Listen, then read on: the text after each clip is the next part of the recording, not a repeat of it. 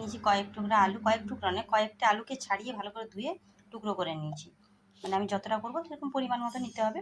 তো আমি এখানে নিয়েছি ছোটো ছোটো আলু, 6-7টা আলু নিয়েছি, সাইজে ছোটো। তো এখন নিয়েছি কয়েকটা কাঁচা লঙ্কা। তো চলো আজকে কী বানাই দেখতে থাকো। এটাকে ভালো করে পেস্ট করে নেবো, আর কিচ্ছু দেবো না। তো আলুটা পেস্ট হয়ে গেছে, এর মধ্যে সামান্য একটু জল দেবো, একটু সুজি দেবো, একটু নয় পরিমাণ মতো, আমি যতটা করব সেই পরিমাণ মতো সুজি দেবো। এবারে সুজিটাকে দিয়েও গ্রাইন্ডারে আবার পেস্ট করে নেব। তো এটাকেও দেখো পেস্ট করে নিচ্ছি। তো মাথায় রাখবে সুজি আর আলু সমান সমান হয়, কিংবা আলুর পরিমাণ বেশি হয়। সুজিটা কখনো খুব বেশি দিতে যাবে না, হয় সমান সমান হবে, না হলে একটু কম হলেও ক্ষতি নেই আলুর থেকে। তো আমি এবারে একটা কড়াই বসিয়ে দিয়েছি, কড়াইয়ের মধ্যে অল্প একটু সাদা তেল দেবো। তো সাদা তেল দিয়েছি, এবার আমি ব্যাটারটা যে করে রেখেছি এটার মধ্যে দিয়ে দেবো। হিটটা কিন্তু কমিয়ে রাখবো। এটা দিয়ে দেবো, দিয়েছি। এটা আবার একটু জল দিয়ে ধুয়েও দিয়ে দেবো, ভালো করে জল দিয়ে ধুয়ে দিয়ে দেবো। দেখো মিশিয়ে নিয়েছি। তোমরা হয়তো একবার কমিয়ে রাখবে, নাহলে অসুবিধা হলে গ্যাস বন্ধ করে দেবে। গ্যাস বন্ধ করে সব কিছু একসঙ্গে মিশাবে, তারপরে গ্যাস দেবে, নাহলে আগে যেটা দিচ্ছ সেটা বসে যাবে। তো আমি গ্যাসটা বন্ধই করে দিচ্ছি তেলটা গরম হতে। এরপরে আমি এর মধ্যে দিয়ে দেবো ময়দা, বেসন। বেসন খুব অল্প,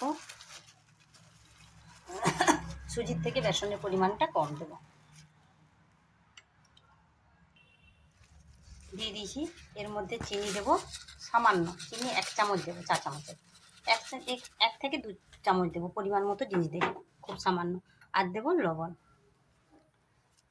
তো যদি সুজি 1.5 কাপ দিই, ওখানে বেসন দেবো 1/2 কাপ, আর ময়দা দেবো 2 কাপ, 2 কাপ 2.5 কাপ, এইভাবে পরিমাণটা করবো। তো এটাকে একটা ব্যাটার তৈরি করে নেবো এবারে। এটা দেখো খোল করে নিয়েছি, খোল করে ঠান্ডা করে নিয়েছি। এবারে এটা হাতে থেসে করে ছোটো ছোটো লাচি করে নেবো। এবারে তোমরা পরোটা করতে পারো, কিংবা রুটিও করতে পারো। এটা কিন্তু রুটি করলে সুন্দর খাওয়া যাবে, নরম হবে। কিংবা পরোটা করতে পারো, এবং লুচিও করতে পারো, যেটা তোমাদের ইচ্ছে করতে পারো। তো আমি এখানে এটা আজকে পরোটা ভেজে নেব। একবার করে দেখো, খুব সুন্দর টেস্ট হবে। তো যদি হাতে লেগে যাচ্ছে মনে করো, একটু শুকনো ময়দা দেবে। ঠান্ডা হয়ে গেছে, আমি একটু শুকনো ময়দা দিয়ে মেখে লাচি করে নেবো। তো দেখো আমি লাচি করে নিয়েছি।